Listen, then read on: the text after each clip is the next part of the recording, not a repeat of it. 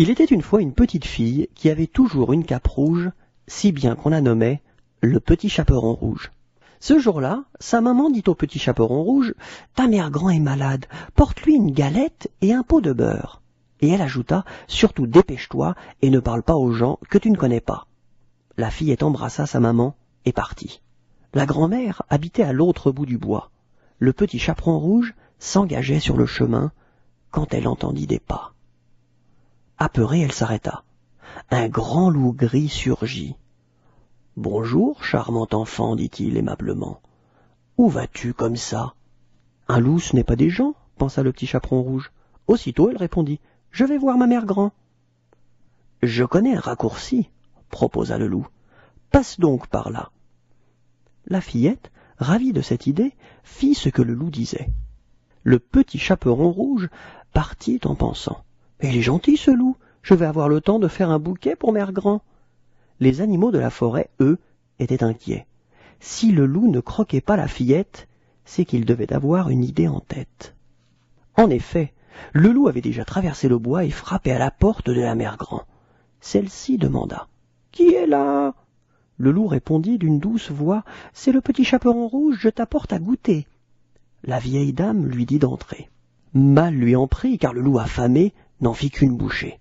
Puis, il mit son bonnet, ses habits de nuit, et se glissa dans son lit.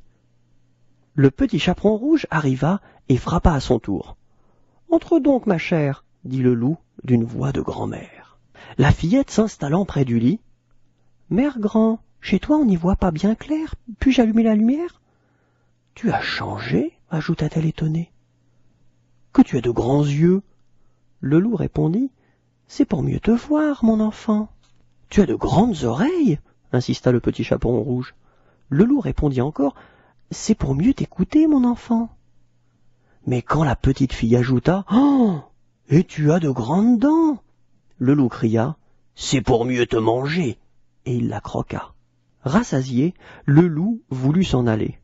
Mais il avait du mal à digérer et préféra s'arrêter pour se reposer dans la grange juste à côté. Il était si somnolent qu'il ne vit pas les animaux de la forêt entrer juste derrière lui, et encore moins le piège qu'il préparait.